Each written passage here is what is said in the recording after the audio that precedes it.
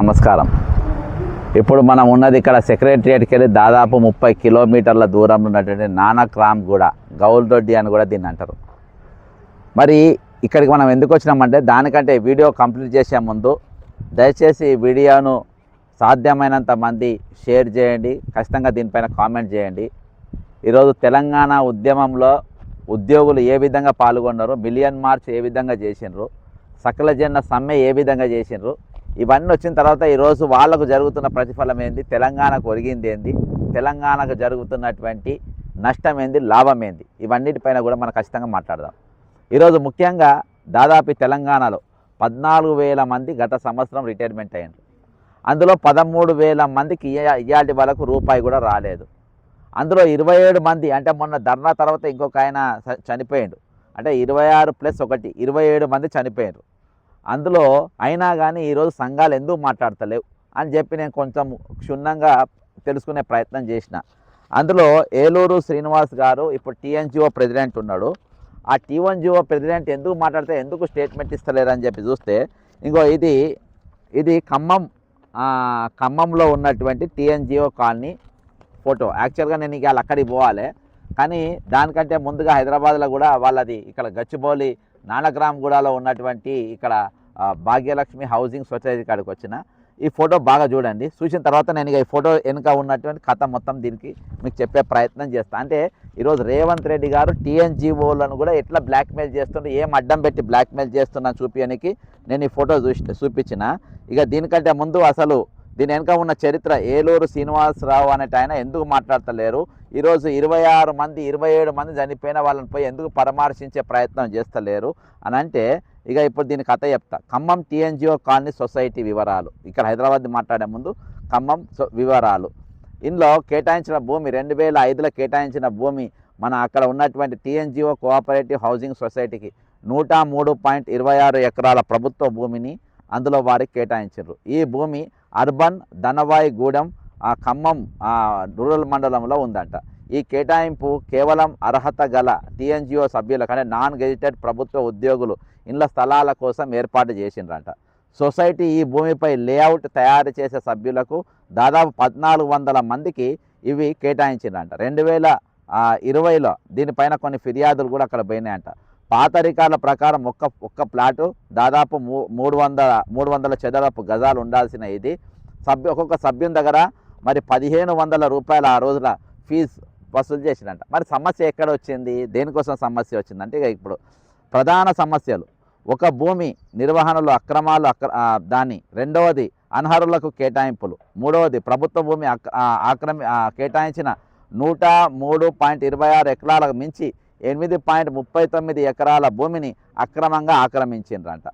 ఈరోజు అంటే ఈ సబ్జెక్ట్ ఎందుకు వచ్చిందంటే, ఇప్పుడున్న ఏలూరు శ్రీనివాస్ గారు అప్పుడు టీఎన్జిఓ ఖమ్మం జిల్లా ప్రెసిడెంట్గా ఉండే, అప్పుడు జరిగినటువంటి తతంగం. ఖమ్మం అర్బన్లో కబ్జా అయింది 4.13 ఎకరాలు, రూరల్లో 4.26 ఎకరాలు. ఈ ఆక్రమించిన భూమిపై కూడా ప్లాట్లు తయారు చేసి సభ్యుల నుంచి డబ్బులు వసూలు చేసిందంట. అనర్హులకు, బయట వ్యక్తులకు ప్లాట్లు ఇచ్చిందంట, రాజకీయ నాయకులకు ఇచ్చిందంట, నాన్ టీఎన్జిఓ సభ్యులకు జాగాలు ఇచ్చిందంట, అనర్హులకు ప్లాట్లు ఇచ్చిందంట, నిజమైన సభ్యులను పక్కన పెట్టిండ్రంట, సరైన సర్వే నెంబర్, లేఅవుట్లు, అనుమతులు, రిజిస్ట్రేషన్ డాక్యుమెంట్లు లేకుండా ప్లాట్లు ఇచ్చిండ్రంట, ఆర్థిక అక్రమాలు, డబ్బులు పారదర్శకంగా వసూలు చేయలేదంట. ఈ ఆరోపణపై ప్రభుత్వం దర్యాప్తు చేసినట్టు 2013లో కోర్టు స్టే తెచ్చుకొని ఆ దర్యాప్తును ఆపిన పరిస్థితి. మరి అప్పుడున్న ఖమ్మం కలెక్టర్ 2020లో 4 సభ్యులతో కలిపి ఒక కమిటీ వేసిండ్రు. దేనికోసం వేసింటే అక్రమాలు మరి ఆ కబ్జా చేసిన తీరు అని దీని మీద వేసిండ్రు. అయితే నవంబర్ 2020 16 మంది మాజీ మేనేజ్మెంట్ కమిటీ సభ్యులపై ల్యాండ్ గ్రాబింగ్, మోసం కేసులు పెట్టిండ్రంట. టీఎన్జిఓ జిల్లా అధ్యక్షుడు ఇప్పుడున్న అప్పుడు ఎంపీడీఓగా ఉండే ఆయన ఏలూరు శ్రీనివాస్ గారు అప్పుడు నారాయణపేటకు బదిలీ చేసినట్ట. విజిలెన్స్ కేసు పెండింగ్లో ఉంది, ఇప్పటి కూడా విజిలెన్స్ కేసు దాని మీద పెండింగ్లోనే ఉంది. వివిధ సెక్షన్ల కింద కేసు నమోదైందంట. ప్రస్తుత పరిస్థితి ఏంటంటే, అక్రమాణాల్లో ప్లాట్లు తీసుకున్న వాళ్లకు టైటిల్ సమస్యలు భయం ఉందంట. రిజిస్ట్రేషన్ ఇప్పటివరకు కాలేదంట. ఇప్పటివరకు ఇలాంటి సమస్య పరిష్కారం ఇప్పటివరకు కాలేదు. కాబట్టి దీన్ని అడ్డం పెట్టుకొని రేవంత్ రెడ్డి, ఖబర్దార్, నువ్వు వాళ్ళతోని మాట్లాడినా, వాళ్ళతోని ఈరోజు రిటైర్డ్ అయినటువంటి వ్యక్తుల ధర్నాలలో పోయినా, నువ్వు వాళ్ళపైన ఏదైనా ఉద్యమం ఇచ్చినా ఈరోజు ఈ కేసు బయటికి తోపి నేను జైలుకు పంపుతా అనే తీరుగా ఈరోజు బెదిరించే ప్రయత్నం చేస్తున్నారు. ఈరోజు ఎన్ని సంవత్సరాలు జరిగినా కానీ ఈరోజు దీని గురించి మాట్లాడకుండా వీళ్ళని ఇబ్బంది పెట్టే పరిస్థితి ఉన్నది. ఇక దీని మీద కొన్ని కేసులు కూడా ఉన్నాయి. ఇందులో ఉన్నటువంటి as criminal disciplinary cases against Eluru Srinivas. ఈయన 2023 ఎమ్మెల్యే టికెట్ కూడా ప్రయత్నం చేసిన, అంటే అంత డబ్బు అందులో దాని ద్వారా సంపాదించినటువంటి పరిస్థితి. యాజ్ ఆఫ్ నవంబర్ 25, 2025 అంటే ఇయాల్టి వరకు, ఇవాళ 27వ తారీఖు ఇయాల్టి వరకు Eluru Srinivasarao has been involved in one case which is both criminal and disciplinary elements while he was mandal అంటే MPDO for Ashwapuram mandal, Khammam district, as a president of TNGO Union Housing Society. Presently he is ED of SC Cooperative Development Corporation in Khammam and State President of TGO. అర్థమైందా? అంటే Telangana registered ఆఫీసర్స్కు అసోసియేషన్కి ఈరోజు ఆయన ప్రెసిడెంట్గా ఉన్నాడు. అంటే ఆయన manage చేసుకున్న, ఆయన మీద డిసిప్లినరీ యాక్షన్ ఏం లేకుండా చేసుకొని, పైగా మరి నాకు ఇప్పుడు మంత్రి అండదండలు ఉన్నాయంట. మరి అక్కడ 3 మంత్రులు ఉన్నారు. బట్టి విక్రమార్క అండదండలు ఉన్నాయా, తుమ్మల నాగేశ్వరరావు గారి అండదండలు ఉన్నాయా, పొంగులేటి శ్రీనివాసరావు గారి అండదండలు ఉన్నాయా? దయచేసి కామెంట్లో తెలపండి. ఇక ఇక్కడ హౌసింగ్ ఇష్యూ, దీని మీద అంతేకాకుండా ఆయన పైన ఎఫ్ఐఆర్ కూడా అయింది. ఆ ఎఫ్ఐఆర్ ఇయాల్టి కూడా ఓపెనే ఉన్నది. ఇయాల్టి కూడా ఎఫ్ఐఆర్ అదే విధంగా ఉన్నది. Financial irregularities in TNGO housing society till net. ఇక్కడ నేచర్ ఏంటంటే alleged financial mismanagement, misuse of funds, cheating, criminal breach of trust and forgery in the construction of housing units under the TNGO's housing society. As society president in his TNGO union capacity, he was accused of submitting false reports and diverting allocated funds along with 15 other individuals. అంటే ఇంకో 15 మంది కలిపి అలా forgery చేసిండ్రు. 420 కేసులు criminal అన్నీ కలిపి చేసిండ్రు. ఇక ఎఫ్ఐఆర్ రిజిస్ట్రేషన్ అయింది. ఈ ఎఫ్ఐఆర్లో ఏముందో చెప్తా. Filed FIR in December 2020 at a Khammam police station under relevant sections of the Indian Penal Code IPC including sections 420 cheating. ఎవరి ఏలూరు శ్రీనివాసు అంటే ఇప్పుడున్న TNGO ప్రెసిడెంట్ పైన ఉన్న కేసులు ఏంటంటే 420 ఒకటి, 406 క్రిమినల్ బ్రీచ్ ఆఫ్ ట్రస్ట్ ఒకటి, 465 ఫోర్జరీ కేసు ఒకటి, no arrest reported, investigation ongoing అంట. అంతేకాకుండా no convictions, trials but not closure so far. The case appears active but low profile. Disciplinary aspects. Suspension issued in December 2020 by the Panchayat Raj Department by Sarvesh Sanghan, Ashwapuram MPDO due to the pending vigilance and enforcement. Transfer immediately resigned to Jilla Parishad, Narayanapet district and punitive measure pending vigilance enforcement. Inquiry initiated by the Telangana state government in November 2020. Described a pending in mid of 2021 reports. No resolution or further actions taken by the department. ఇప్పటి వరకు అతని మీద ఎటువంటి చర్యలు తీసుకోలేదు. ఈరోజు ఈ కేసులు మొత్తం ముందు పెట్టి ఈరోజు వీళ్ళను బ్లాక్మెయిల్ చేసే విధంగా ఈరోజు నువ్వు ఎక్కువ మాట్లాడితే ఈరోజు నీ మీద 420 కేసులు ఉన్నది, ఫోర్జరీ కేసు ఉన్నది, చీటింగ్ కేసు ఉన్నది, దీని మీద నేను జైళ్ళకు పంపుతాం అనే పరిస్థితి ఈరోజు తీసుకొచ్చింది. మరి ఇటువంటి స్థలమే ఈరోజు భాగ్యలక్ష్మి హౌసింగ్ సొసైటీ దగ్గర, భాగ్యనగర్ హౌసింగ్ సొసైటీ. ఇది ఒక 600 ఎకరాల భూమికి సంబంధించింది. మనం పక్కన టెంట్ చూస్తున్నాము. ఇక్కడ దాదాపుగా వాళ్ళు కొన్ని నెలల పాటు, అంటే ఇది 33 సంవత్సరాల క్రితము అప్పుడు NGOలకు కేటాయించడం జరిగింది. మరి ఇయాటి అప్పుడు దాదాపు ఒక ఉద్యోగి 2 లక్షల రూపాయలు దీనిపైన కట్టిండు. అంటే ఫస్ట్ 1,50,000, తర్వాత 50,000 కట్టిండ్రు. దీనికి 20,000 ఇది కట్టిందంట. ఈరోజు వాళ్ళు ఆ రోజులలో 33 ఏళ్ళ కింద 2 లక్షల రూపాయలు పెట్టుకుంటే ఎక్కడైనా సిటీ సెంటర్లోనే బ్రహ్మాండంగా వచ్చేది. అప్పుడు ఇది గౌల్దొడ్డు అని అంటే అప్పుడు ఇక్కడ ఏది మనుషులు కాదు, ఇక్కడ పశువులు కూడా వచ్చేది కాదు, కాకులు కూడా వాలేటి కాదు. అసోంటి మాలమూల ప్రాంతమైన దూరంలో మాకు ఇంత జాగ ఉంటుంది కదా అని చెప్పేసి వాళ్ళందరూ పైసలు కట్టిన పరిస్థితి. ఇక్కడ కూడా ముఖ్యమంత్రి రేవంత్ రెడ్డి గారు తమ్ముని కన్నుబడ్డాడంట, కొండలరెడ్డి అంట, ఆయన కన్నుబడ్డదంట. ఇక్కడ చాలా వ్యవహారం నడుస్తుందంట. మొన్న కూడా ఏదో గోడ కట్టే ప్రయత్నం చేస్తే అది కూడా కూలగొట్టే చేసినట్టుగా ఇప్పుడు కూడా టెంట్లు వేసుకొని ఇవి చేస్తున్నారు. అంటే ఈరోజు రిటైర్ అయిన ఉద్యోగులకు మద్దతు తెలపకుండా, రిటైర్ అయినటువంటి ఉద్యోగుల తరపు నిలబడకుండా, ఈరోజు వాళ్ళతో పనిచేసినటువంటి సాటి ఉద్యోగులు 27 మంది ఇయాటికి చచ్చిపోయినా వాళ్ళ పరామర్శించే పరిస్థితి లేకుండా, కనీసం వాళ్ళ దగ్గరికి పోయి వాళ్ళ సావులకు వాళ్ళ దినాలకు కనీసం ఆ కుటుంబ సభ్యులకు పరామర్శ చేసే పరిస్థితి కూడా ఈరోజు TNGOs యూనియన్లకు కానీ ఏ యూనియన్లకు కానీ లేనటువంటి పరిస్థితి ఈరోజు వచ్చింది. ఎట్టకేలకు ఈరోజు ఖమ్మం జిల్లా పిఆర్టీఈ మాత్రం 30 గంటల దీక్ష కోసము ఈ రోజుకెళ్ళి వాళ్ళు ఈ బెనిఫిట్స్ కోసం వాళ్ళు అక్కడ కూర్చోవడం జరిగింది. ఎందుకంటే ఈరోజు మనము ఒక పొలిటికల్లో ఉండి ఒక సోషల్ యాక్టివిటీస్గా ఉండి ఈరోజు మనం వాళ్ళ తరపు నిలబడి కొట్లాడుతున్నాం కాబట్టి ఈరోజు ఉద్యోగుల నుండి వచ్చిన ప్రెజర్ కానీ లేకుంటే రిటైర్డ్ అయినటువంటి ప్రెజర్లు కానీ లేకుంటే ప్రజల బద్నాం అవుతున్న తీరును కానీ రేపు వచ్చే రోజులల్లో ఈ సంఘాలకు మరి రుసుము ఏది నెలకు చందా కూడా ఇచ్చే పరిస్థితి కనబడతలేదు. కాబట్టి ఈరోజు వాళ్ళు ఏదో ఉద్యమం చేపట్టే ప్రయత్నం చేస్తున్నారు. ఎట్టకేళ్ళకి అది నడుస్తుంది. కానీ ఇయాటి వరకు టీఎన్జిఓలు స్పందించకుండా ఈ కేసులు యాక్చువల్గా మన రేవంత్ రెడ్డి గారికి ముఖ్యమంత్రి గారికి ఈరోజు బ్లాక్మెయిలర్ అనే పేరున్నది. ఏ కేసులైనా ముందు పెట్టి బ్లాక్మెయిల్ చేస్తారు. ఈరోజు ఎమ్మెల్యేలనే బ్లాక్మెయిల్ చేసిన మంత్రుల ఫోన్లు ట్యాపులు చేసే పరిస్థితి ఈరోజు ఉన్నది. దాదాపు 20 మంది మంత్రుల ఫోన్లు మరి దాదాపు 30 మంది 40 మంది ఎమ్మెల్యేల ఫోన్లు ట్యాపింగ్లో ఉండి ఈరోజు నిత్యము ఈరోజు వాళ్ళని బ్లాక్మెయిల్ చేసే పరిస్థితి ఉన్నది. వాళ్ళ ఎవరిని కలుస్తుండ్రు, ఎక్కడికి పోతుండ్రు, ఏ విధంగా ఇచ్చేస్తుండని ఈరోజు అటువంటి పరిస్థితులలో ఈరోజు సామాన్యంగా ఉద్యోగుల పరిస్థితి ఎట్లుంటుంది, ఉద్యోగ సంఘాల పరిస్థితి ఎట్లుంటుంది, దాని అధ్యక్షుల పరిస్థితి ఎట్లుంటుంది అంటే ఈరోజు ఏలూరు శ్రీనివాసరావుది యొక్క ఈ ఉద్దంతమే దానికి ప్రధానమైన సాక్ష్యం. ఈరోజు నేను చాలాసార్లు మరి ఇవన్నీ కూడా నేను గమనిస్తున్నా. అరే ఎందుకు టీఎన్జిఓలు లక్ష్మణ్ సార్ మరి గతంలో ఉన్న లక్ష్మణ్ సారు కూడా వచ్చి ధర్నాలో పాల్గొన్నారు. మరి ఆయన కూడా నిలబడ్డాడు. కానీ ఇంత పవర్ఫుల్గా ఉన్న సంఘం ఒకసారి ఒక పిలిపిస్తే గవర్నమెంట్ గడగడలాడిపోయేది. అటువంటిది గవర్నమెంట్ అసలు టీఎన్జిఓస్ దేకను కూడా దేకుతలేరు, ముఖాలు కూడా చూస్తలేరు. ఇంతగానో వాళ్ళ గురించి ఎందుకు మాట్లాడతారు అని మొన్న దినాన నేను చేసిన వీడియో చూసిన తర్వాత నేను ఖమ్మం, వరంగల్, నల్గొండ ఇక్కడ ఎమ్మెల్సీగా కంటెస్ట్ చేసిన కాబట్టి అక్కడ ఉన్న పరిచయాలతోని నాకు కొన్ని ఫోన్లు వచ్చి నాకు ఈ ఫోటోలు మరియు కొంచెం మెటీరియల్ అంతా కూడా ఎఫ్ఐఆర్ కాపీలు అవన్నీ కూడా నాకు పంపడం జరిగింది. అరే దీనివల్ల వాళ్ళు మాట్లాడతలేరు సార్, దాని వెనక ఉన్న కేసు ఇది. ఒకవేళ మాట్లాడితే ఆయన జైలుకు పోతాడు.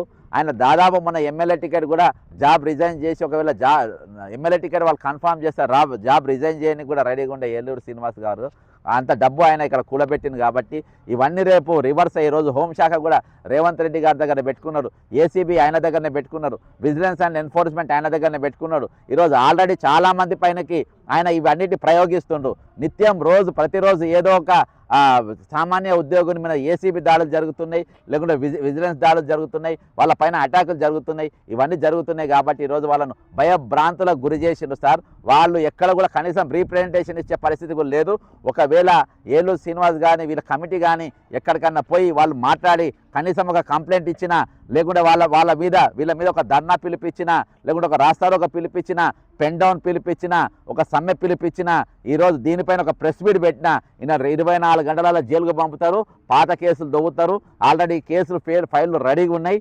కాబట్టి వీళ్ళని భయభ్రాంతులకు గురి చేసి ఈ విధంగా పని చేయకుండా చేస్తుండ్రు. వాళ్ళు కేవలం వాళ్ళకు కారు కొనుక్కున్నారు, హైదరాబాద్లో ఎంజాయ్ చేస్తుండ్రు.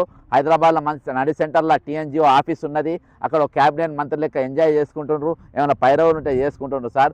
మొత్తం వీళ్ళ బతుకులని ఈరోజు బజార్లో వదిలేసినట్టు పరిస్థితి ఈరోజు ఏర్పడ్డది అని చెప్పడం జరిగింది. మరి ఇక్కడ ప్లాట్లకు వస్తే 33 సంవత్సరాలల్లో వీళ్ళు కట్టిన డబ్బులలో చాలామంది ఆల్రెడీ టపా కట్టిన చాలామంది చనిపోయినారు. ఇక బతుకున్న వాళ్ళు ఈరోజు ఇక్కడ టెంట్లు వేసుకొని ధర్నాలు చేసి రాస్తారోకలు చేసి వాళ్ళు ఏం చేయాలో వాళ్ళు చేస్తున్న పరిస్థితి. ఈ కన్ను మీద కూడా ఈ భూమి మీద కూడా ముఖ్యమంత్రి రేవంత్ రెడ్డి గారి కన్ను పడ్డది. ఇప్పుడు ఇలా యాక్టివ్గా పాల్గొన్న పైన ఏసీబీ కేసులు, ఏసీబీ రైడ్లు, వాళ్ళే డబ్బులు ఇచ్చి పట్టియడం, విజిలెన్స్ కేసులు ఈ విధంగా చాలా తీర్లు నడుస్తూ ఉన్నాయి. ఇప్పటి వరకు రిటైర్ అయిన దాంట్లో టీచర్లే కాక, రెవెన్యూ డిపార్ట్మెంట్ కాక, ఇరిగేషన్ కాక, టీచర్లు, హెడ్ మాస్టర్లు, ప్రతి డిపార్ట్మెంట్కు సంబంధించిన వాళ్ళు ఈరోజు ఉన్నారు. కాబట్టి వీళ్ళందరి తరఫున ఈ విధమైన పోరాటం మనం కొనసాగిద్దాం. ఈరోజు మనమే మాట్లాడుతున్న ఉద్యోగ సంఘాలు ఎందుకు మాట్లాడతలేమంటే ఇదొక ఉదాహరణ. ఒకసారి ఆ టెంట్ దిక్కు కూడా పోయి మరి అక్కడ ధర్నా పరిస్థితి ఏంది, దేనికోసం చేస్తున్న వాళ్ళు ధర్నా, దేనికోసం ఇప్పటి వరకు ఏ మీడియా కూడా దమ్మున్న ఛానల్ ఏబిఎన్, మహా న్యూస్ కానీ, లేకుంటే TV5 కానీ, లేకుంటే పేపర్లు కానీ ఈరోజు లాస్ట్లో ఎమ్మెల్సీగా ఉన్న తీర్మాన్ మల్లయ్య గారు కానీ, లేకుంటే కోదండరామ్ గారు ఎమ్మెల్సీ ఉన్నారు వాళ్ళు కానీ ఈరోజు ఇష్యూల పైన ఎందుకు మాట్లాడతలేరు, ఎందుకు నోర్లు తెరుస్తలేరు? ఈరోజు ప్రభుత్వం చెప్పు చేతుల్లో ఉండి పనిచేస్తుండ్రు. ఈరోజు ఈ ఛానళ్ళు చాలా బిజీగా ఉన్నాయి.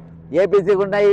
ఐబొమ్మ రవి సబ్జెక్ట్ మీద పైన ఉన్నాయి, దాని మీద చర్చలు చేయడానికి బిజీగా ఉన్నాయి, దానిపైన మాట్లాడడానికి ఈరోజు ఈ ఛానల్ బిజీగా ఉన్నాయి. నేను ఒక రోజు ఒక సబ్జెక్ట్ మాట్లాడట్లా వదిలేసిన, ఇక దాన్ని పట్టుకొని దాని చుట్టూ ఈరోజు ఎమ్మెల్సీలు లేకుంటే వాళ్ళు బాధ్యత రహితమైన పదవులలో ఉండి వాళ్ళు బాధ్యత లేకుండా ప్రవర్తిస్తూ వీటిని మొత్తం ఈరోజు గాలికి వదిలేసి ఈరోజు ఎమ్మెల్సీలు ప్రజల నుండి జీతం తీసుకుంటారు, ప్రజల బంగ్లాలలో ఉంటారు, ప్రజల గన్మెన్లను తీసుకుంటారు, ప్రజలతోని వాళ్ళ పిఎల్ డిఎల్ తీసుకుంటారు, వాళ్ళకు లక్షల రూపాయల జీతాలు తీసుకుంటారు. కానీ వ్యాపారం చేసే వాళ్ళ సొంత వ్యాపారాలు చేసుకుంటారు, సొంత సెటిల్మెంట్ చేసుకుంటారు. ఈరోజు ఉద్యోగులు అనాథలెక్క అయిపోయిన తెలంగాణలో. ఈరోజు ఉద్యోగులు వాళ్ళ గురించి మాట్లాడటం లేరు.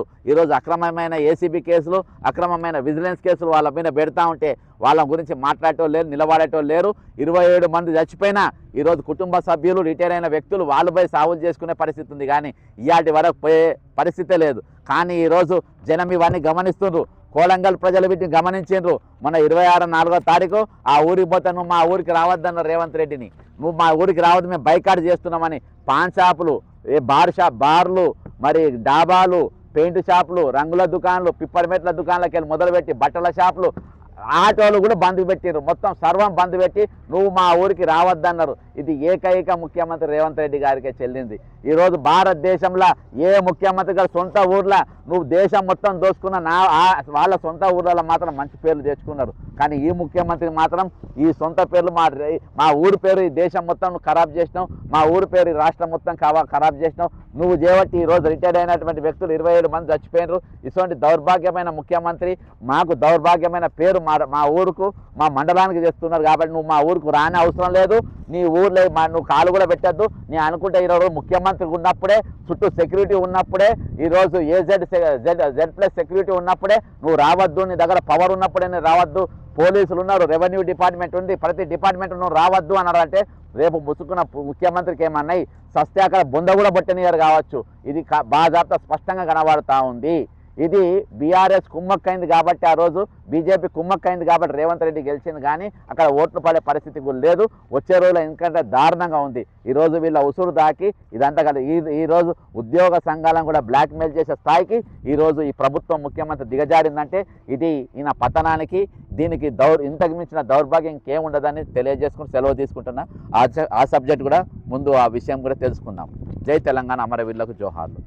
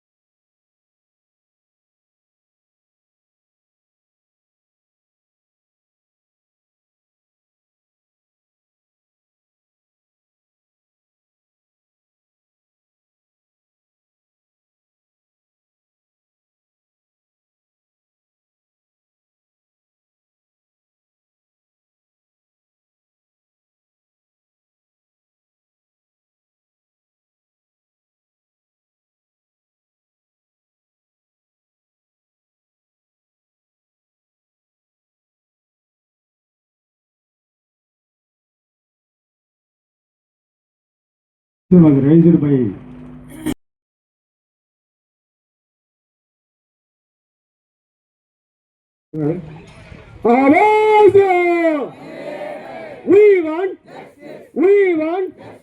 we want భూకబ్జదారులారా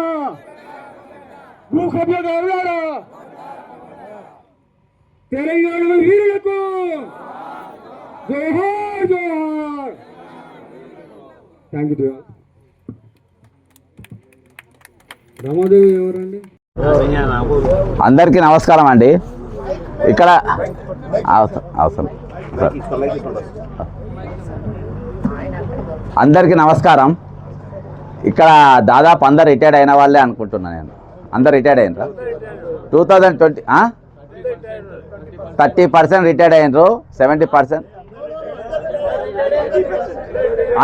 అందరు రిటైర్డ్ అయినరా? 70. అచ్చా, 2024లో రిటైర్ అయిన వాళ్ళు ఎంతమంది ఉన్నారండి? 2024 రిటైర్మెంట్ డబ్బులు రాని వాళ్ళు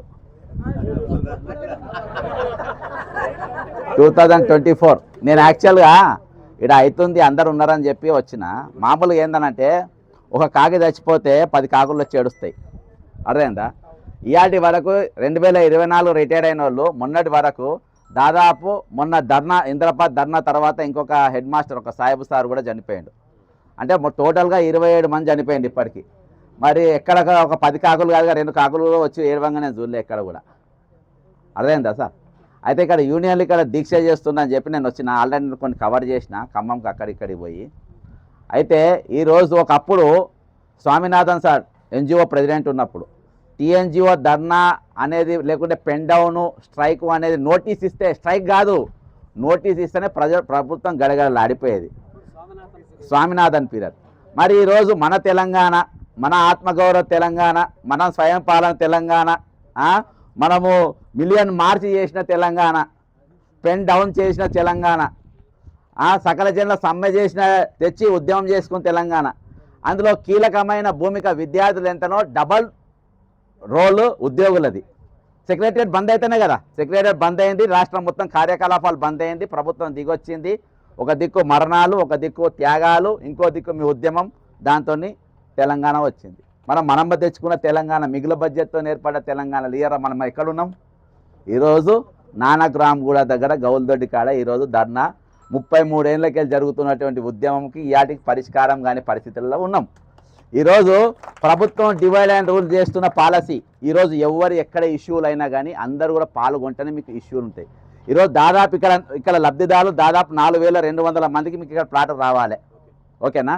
రావాలి. రిటైర్మెంట్ అయిన పైసలకు ఎంతమంది రావాలి సార్? 13,000 మందికి రావాలి. రిటైర్ అయిన వాళ్ళు టోటల్గా ఇయాటి వరకు 14,000 మంది. 14,000 మంది ఒక 1000 మంది కోట్లకు పోయి లేకుంటే వివిధ రకాల కమిషన్లు ఇచ్చుకొని అవి ఇచ్చుకొని 1000 మంది తెచ్చుకున్నారు. దాదాపు ఎంతమంది రావాలంటే ఈరోజు 13,000 మందికి రావాలి. 13,000 మంది ప్లస్ 4,000 2,000 మంది వేస్తే అయితే 17,000 మంది అవుతారు. ఈ 17,000 మంది రోడ్డు ఎక్కి మొదటి డిమాండ్ మీది, రెండో డిమాండ్ అది పెట్టుకుంటే ఎంత బలంగా ఉంటుంది? బలంగా ఉంటుందా? ఉండదా? కాబట్టి ఈరోజు నేను అది రిక్వెస్ట్ చేయడానికి మీ దగ్గరికి వచ్చిన, వేరే ఏం లేదు. ఈరోజు కొంతమంది ఉద్యోగ సంఘాలను బ్లాక్మెయిల్ చేస్తూ ఉన్నారు. ఎట్లానంటే ఏలూరు ఖమ్మంలో హౌసింగ్ సొసైటీలో ఒక 8 ఎకర్స్ మొత్తం 103 ఎకరాలకు 103 ఎకరాలకు ఒక 8 ఎకరాల భూమి అక్కడ ప్రభుత్వ పరమైన, హలో ఒక నిమిషం, అర్థమైందా? ప్రభుత్వ పరంగా అక్కడ కొంచెం అవతవకలు జరిగినాయని చెప్పేసి విజిలెన్స్ అండ్ ఏసీబీ కేసు అప్పట్లో ఇప్పుడున్న అధ్యక్షుని పైన ఖమ్మంలో ఏదో కేసు ఉందని అది పైన పెట్టి వాళ్ళు ఎవరు కూడా ఏ ఇష్యూ పైన ఎవరు మాట్లాడకుండా ఇక కేసు పెట్టి ఎఫ్ఐఆర్ చేసేది ఎవరి మీద కాదు, మన ఏలూరు శ్రీనివాసరావు గారి మీదనే 2020 ఎఫ్ఐఆర్ చేసి దాన్ని బ్లాక్మెయిల్ చేసి ఈరోజు ఉద్యమంలో ఎవరు కూడా మద్దతు ఇవ్వకుండా బెదిరించే పరిస్థితి ఈరోజు ప్రభుత్వంకి వచ్చింది. ఈరోజు నారాయణ రెడ్డి అనేటువంటి నేను జాతీయ మానవ హక్కుల కమిషన్ ముందు నిలబెట్టే 2 కలెక్టర్లను, వెలుమల భూమి కబ్జా, ఇంకో కబ్జా, వీళ్ళని స్పెషలిస్టులు రంగారెడ్డి సంగారెడ్డి కలెక్టర్లు తెచ్చుకున్నారంటే వాళ్ళు కబ్జా చేయడానికి, దొంగ పట్టాలు చేయడానికి స్పెషలిస్టులు, వాళ్ళు దానికోసమే ఇక్కడ పెట్టుకుంటారు, ప్రేమతో కాదు. రంగారెడ్డి కలెక్టర్ ఇక్కడికి వచ్చిండనంటే అమయ్ కుమార్ వచ్చిండు, లేకుంటే నారాయణ రెడ్డి ఉన్నంటే వీళ్ళు దొంగలు కాబట్టి వస్తారు, దొంగ బ్యాక్గ్రౌండ్ కాబట్టే వస్తారు. ఇవాళ మీరు 135 రోజులకే దీక్ష చేసి ఒకెత్తు. ఇవాళ నేను ఇక్కడికి వచ్చిపోయింది, నేను మామూలుగా బైక్ మీదనే వచ్చిన, నేనేమన్నా పెద్ద హంగామాతో రాలేదు. కానీ ఇవాళ ప్రభుత్వానికి తెలిస్తే ఆ లెక్క వేరే ఉంటుంది. అర్థమైందా? నేను మిమ్మల్ని 2 చేతులు విన్నవించుకొని ఈరోజు మీరు ప్లాట్ ఇవ్వగానే మీరేమైనా ఇల్లు కట్టుకోరు, ఆ ఇంట్లో మీరు సంసారం చేసేది కూడా కాదు. మీ కొడుకులకో మీ మనవళ్ళకో మనవరాల పనికి వస్తాయి, మీకు మాత్రం పనికిరారు. కాబట్టి ఈరోజు మీరు చేయాల్సినది, నా రిక్వెస్ట్ ఏంటంటే మీ దానికి 101% మేము సపోర్ట్గా ఉంటాం. కానీ మీ మద్దతు మీరు బలంగా కానికి, మీ ఉద్యమానికి బలం చేసుకోనికి ఇప్పుడున్న 13,000 మంది రిటైర్డ్ ఉద్యోగాలను కూడా మీరు కలుపుకోండి. అంతేకాకుండా ఇక్కడ ఒక రోజు ఇప్పటి వరకు చచ్చిపోయిన 26 మంది ఫోటోలు పెట్టి ఒకరోజు సంతాప సభ పెట్టి ఆ 13,000 మందిని ఇక్కడ ఆహ్వానించండి. 13,000 మందిని ఇక్కడ ఆహ్వానించండి. అప్పుడు ప్రభుత్వం కదలకుండా నా పేరు చేసి పేరు పెట్టండి. పట్టాలు వాళ్ళు ఇచ్చిన దొంగలకు ఎవరికైతే కబ్జాకు వాళ్ళ భూములు ఇచ్చినా వాపస్ పోకుండా నన్ను అడగండి. ఎందుకంటే ఇదివరకు మనము రియల్ చాలా పెయిన్ఫుల్గా తెచ్చుకున్నాం. ఇదివరకు భూములు ఒకవేళ అక్కడ T1 జోస్ కానీ కూడా నేను పోయేసి వచ్చిన, ఆడ కట్టడాలు అవి జరుగుతున్నాయి, నేను లోపల జరిగేటి నాకు అవసరం లేదు, కానీ ఓపెన్గా ఉన్నాయి. కానీ ఏ రోజు కూడా ఆంధ్ర పాలకులు ఉన్నప్పుడు కూడా మా రిటైర్మెంట్ కాగానే 2 రోజుల్లో పైసలు ఇచ్చి పంపారు. ఈరోజు భారతదేశం మొత్తంలో ఏ రాష్ట్రం కూడా రిటైర్మెంట్, రాష్ట్ర జార్ఖండ్, ఛత్తీస్గఢ్, ఏది నార్త్ ఈస్ట్ స్టేట్స్లలో కూడా రిటైర్మెంట్ అయినా 2 రోజులలో వాళ్ళ చెక్కులు వాళ్ళ పైసలు వాళ్ళకి ఇచ్చి పంపుతున్నారు. కానీ ఈరోజు ధనిక రాష్ట్రం అని మనం అబద్ధాలు చెప్పినట్టే కదా, అర్థమైందా? ధనిక రాష్ట్రం అని అబద్ధాలు చెప్పుకున్నాం. ఇవాళగా 2023 పిఆర్సీ ఇవ్వలేదు ధనిక రాష్ట్రంలో, అర్థమైందా? దాని 3 డిఏలు ఇవాళకి పెండింగ్లు. మొన్న దినాన నేను గవర్నర్ ఆఫీస్ ముందు 5 పిఆర్సీలా 6 డిఏలు పెండింగ్లు. గవర్నర్ గారికి నేను 3 సార్లు ఎలాంగ్ విత్ కాగ్ రిపోర్టు, నేను చాలా కాన్ఫిడెన్షియల్ రిపోర్ట్ను బయటికి తీసిన. అసలు పైసలు లేవంటుండ్రు, ఉద్యోగ సంఘాలు ఇప్పుడు పైసలు రావని చెప్తున్నట్ట. పాపం రిటైర్ అయిన వాళ్ళు వాళ్ళ దగ్గరికి పోతే పెద్ద లీడర్లు పైసలు రావిగా మీ అని చెప్తున్నట్టు. ఎందుకు రావని చెప్పి నేను కొంచెం దవ్వుతే 2023లో Telangana retirement and pensions budget 16,841 కోట్లు. ఎంత? 16,841 కోట్ల రూపాయలు. మరి బడ్జెట్ ఉన్నాక మరి ఎక్కడికి పోయినాయి ఈ బడ్జెట్? యాక్చువల్గా రిటైర్మెంట్ వాళ్ళకి ఇచ్చేది ప్రతి సంవత్సరం 5,000కి వెళ్ళి 6,000 కోట్ల మధ్యలో. మరి 16,000 కోట్లు ఎందుకు ఇచ్చిన అంటే 2000 కేసీఆర్ గారి పుణ్యం వల్ల మూడు సంవత్సరాల సర్వీస్ పెంచిండ్రు కదా. అయితే అత్యధికంగా రిటైర్మెంట్ అవుతున్నది 2024 కాబట్టి బడ్జెట్ పెంచి ఇచ్చిండ్రు. అది కంట్రోల్ అండ్ ఆడిట్ రిపోర్ట్లో అక్కడ పొందుపరుచున్నది. దానికి బాస్ ఎవరంటే సంతకం పెట్టి పంపింది ఎవరంటే రాష్ట్ర గవర్నర్ గారు. రాష్ట్ర గవర్నర్ గారు క్యాబినెట్ ఆమోదం చేసి పంపుతుంది. రాష్ట్ర గవర్నర్ గారు 26 మంది ఇప్పటికీ చనిపోయినరు కాబట్టి దీనిపైన ఫ్యాక్చువల్ రిపోర్ట్ ఇది. ఇయాల్టికి వాళ్ళకి పైసలు ఇవ్వలేదు అని ఎమర్జెన్సీ ప్రభుత్వ ఉద్యోగులకు చట్టబద్ధమైన భద్రత ఉంటుంది. అంటే వాళ్ళ కాంపౌండ్ ఉంటుంది, రాజ్యాంగ కాంపౌండ్ ఉంటుంది. వాళ్ళకి అంత ఈజీగా పైసలు ఇవ్వకుండా ఉండడానికి లేదు. అసోంటిది ఈరోజు కాగ్ రిపోర్ట్లో మరి రాజ్యాంగ భద్రత ఉన్న ఉద్యోగులకు కేటాయించిన పైసలు కాగ్ రిపోర్ట్లో ఉన్నాయి. మరి వాళ్ళ జేబులకు ఎందుకు పోలేదు? ఎటు డైవర్ట్ అయినాయి అంటే ఎక్కడెక్కడ డైవర్ట్ అయినా కూడా తీసిన. మిస్ వరల్డ్కు మీ పైసలే వాడినరు, కోడంగల్ లిఫ్ట్ ఇరిగేషన్ మీ పైసలే వాడినరు, మూసీ యాత్ర కోసం పొంగిరెడ్డి శ్రీనివాసరెడ్డి గారు వీళ్ళంతా సౌత్ కొరియాకి పోయి తిరిగినరు, అవి మీ పైసలే వాడినరు. ఇప్పటి వరకు అమెరికా పర్యటన మీ పైసలే వాడినరు. అంటే మిస్సిలినియస్ ఛార్జెస్ కింద మొత్తం వాడిన పైసలు ఎవరి అంటే రిటైర్మెంట్ అయినటువంటి వాళ్ళ పైసలు. మరి ఇవాళ దాకా ఒక తర్వాత లాస్ట్ సప్పర్లు కొట్టుకుందాం. ఇవాటి వరకు జరిగిన విషయం ఏంటంటే ఈ భారతదేశం మొత్తంలో ఏ రాష్ట్రంలో కూడా సొంత ఊర్లో ముఖ్యమంత్రి హిట్లర్ అసొంటోడు కానీ, చెడ్డోడు కానీ, దొంగ కానీ, ఎసొంటోడైనా కానీ ముఖ్యమంత్రి కానీ వాళ్ళ సొంత ఊర్లో మాత్రం ఆయనకు మంచి పేరు ఉంటుంది. ఆయన చచ్చిపోతే వాళ్ళ సొంత ఊర్లో మాత్రం ఆయన విగ్రహం కట్టిస్తారు. అర్థమైందా? అసొంటిది ఇవాళ అంటే దాదాపు మీరు బాల్యము, యవ్వనము, మధ్య దశ, వృద్ధాప్య దశ ఇది మొత్తం అంటే దాదాపు మీ అనుభవంలా మీ దగ్గర నాభీను నడినెత్తి నుండి అరికాలు వరకు మీరేమైనా చెప్తే ఏమైనా ఆశీర్వదిస్తే ఆశీర్వాదం పడిస్తుంది, చెప్పిస్తే వాళ్ళు ఖతమైపోతాడు. దానికి ఇవాళ చాలామంది రెస్ట్ తీసుకునే పరిస్థితి మనం చూసినాం. అంత పవర్ఫుల్. ఇవాళ మొట్టమొదటిసారిగా మన 24వ తారీఖు నేను అరెస్ట్ అయ్యి పంజగుట్ట పోలీస్ స్టేషన్ పెట్టిండ్రు. గవర్నర్ గారిని నేను 4 పిటిషన్లు ఇచ్చినా, నువ్వు ఎందుకు చెట్టపుట్లా పడేసినాను, గవర్నర్ ఇంటి ముందు పోయిన ధర్నా చేసి కూర్చున్నా. గవర్నర్ అంటే కూడా మనమే జీతం ఇస్తాం. ఎందుకు ఇస్తున్నామంటే నా ఫండమెంటల్ రైట్స్ కాపానికి హెడ్ ఎవరంటే గవర్నర్ గారు. గవర్నర్ గారు ఇంతమంది చచ్చిపోయిన ఇయాటి వరకు ఫ్యాక్చువల్ రిపోర్ట్ రాష్ట్రపతికి పంపాలి. రాష్ట్రపతి గారు కాగ్ రిపోర్ట్లో ఉన్న అమౌంట్ ఎప్పుడైతే ఇయ్యారో దానిపైన వీళ్ళు పైసలు ఇవ్వలేకపోతుండ్రు. ఇక్కడ ఫైనాన్షియల్ ఎమర్జెన్సీ ఉంది, ఎకనామికల్ ఎమర్జెన్సీ ఉంది కాబట్టి మీరు డబ్బు ఇవ్వచ్చండి స్పెషల్ కేసు కింద. ఎప్పుడైతే రాష్ట్రపతి గారు ప్రైమ్ మినిస్టర్ ఆఫీస్కి పోతుందో అక్కడికి వెళ్ళి మన ఫండ్స్ రిలీజ్ అయ్యే అవకాశం. ఇవన్నీ రాజ్యాంగ భద్రత ఉన్న పరిస్థితి. ఇవి చదువు వచ్చిన ముఖ్యమంత్రులు ఉంటే వాళ్ళకి అర్థమైతే, చదువు రాని వాళ్ళు ఉంటే ఇటువంటి పరిస్థితి ఉంటుంది.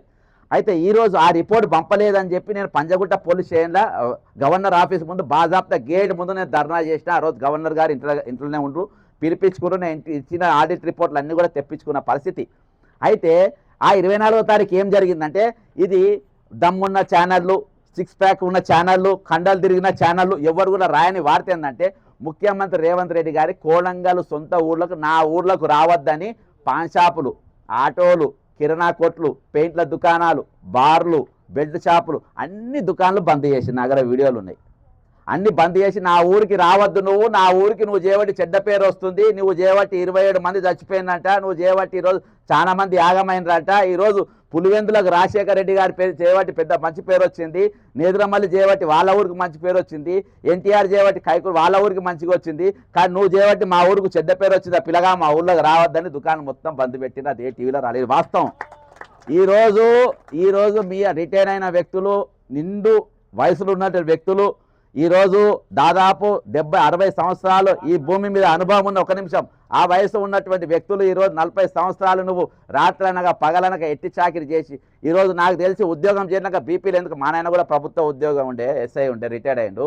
ఈ నౌకరు చేయబట్టి ఎప్పుడు టెన్షనే, పైన టెన్షన్, కింద టెన్షన్, మధ్యలో టెన్షన్తో బీపీ షుగర్లు వచ్చి 80 ఏళ్ళు బతికేటోడు 60 ఏళ్ళకే పోయే పరిస్థితి. ఈరోజు అంత కష్టపడి ప్రభుత్వానికి ఉద్యోగం చేసిన తర్వాత నువ్వెవరో నాకు తెలియదు. ఇవాళ ఊరవతల శ్మశాల వాటికలు ఉంటాయి, ఊరవతల శ్మశాల వాటికలు ఉన్న జాగాలో మీరు వచ్చి ధర్నా చేస్తున్నట్టే ఇంతకు మించిన దౌర్భాగ్యం ఏముంటుంది చెప్పండి?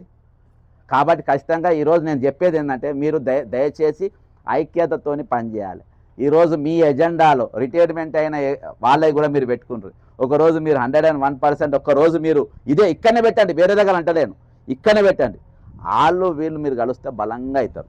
అది నా విన్నపము. అంతకు మించి వాళ్ళు ఏం చేయలేరు.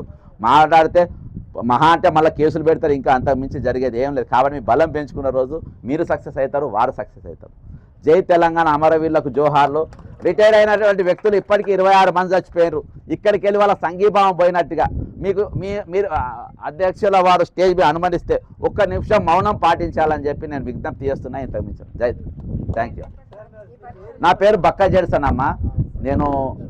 నాకు ఎక్కడన్నా నొప్పి ఉంటే నాకు అక్కడికి పోవడం నాకు గుల్ల, అంతకు మించి ఏం లేదు. ఒక నిమిషం మీరు అనౌన్స్ చేస్తే ఒక నిమిషం మౌనం.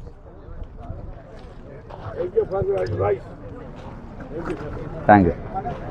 రిటైర్డ్ అయిన అమరవీరులకు, రిటైర్డ్ అయ్యి మరణించిన 20 మంది అమరవీరులకు, జై తెలంగాణ అమరవీరులకు. అన్ని ఫోటో యాక్చువల్గా నేను ఇవాళ అక్కడికి పోవాలి, కానీ దానికంటే ముందుగా హైదరాబాద్లో కూడా వాళ్ళది ఇక్కడ గచ్చిబౌలి నానగ్రామ్గూడలో ఉన్నటువంటి ఇక్కడ భాగ్యలక్ష్మి హౌసింగ్ సొసైటీ కాడికి వచ్చిన. ఈ ఫోటో బాగా చూడండి. చూసిన తర్వాత నేను ఈ ఫోటో వెనుక ఉన్నటువంటి కథ మొత్తం దీనికి మీకు చెప్పే ప్రయత్నం చేస్తాను. అంటే ఈరోజు రేవంత్ రెడ్డి గారు టీఎన్జిఓలను కూడా ఎట్లా బ్లాక్మెయిల్ చేస్తుంటే, ఏం అడ్డం పెట్టి బ్లాక్మెయిల్ చేస్తున్నాను చూపించడానికి నేను ఈ ఫోటో చూపించిన. ఇక దీనికంటే ముందు అసలు దీని వెనుక ఉన్న చరిత్ర, ఏలూరు శ్రీనివాసరావు అనేట ఆయన ఎందుకు మాట్లాడతలేరు. ఈరోజు 26 రిటైర్డ్ అయిన అమరవీరులకు, రిటైర్డ్ అయ్యి మరణించిన 20 మంది అమరవీరులకు, జై తెలంగాణ అమరవీరులకు. ఇయాటి వరకు జరిగిన విషయం ఏంటంటే, ఈ భారతదేశం మొత్తంలో ఏ రాష్ట్రంలో కూడా మంది ఉన్నారండి? 2024 రిటైర్మెంట్ డబ్బులు రాని వాళ్ళు 2024. నేను యాక్చువల్గా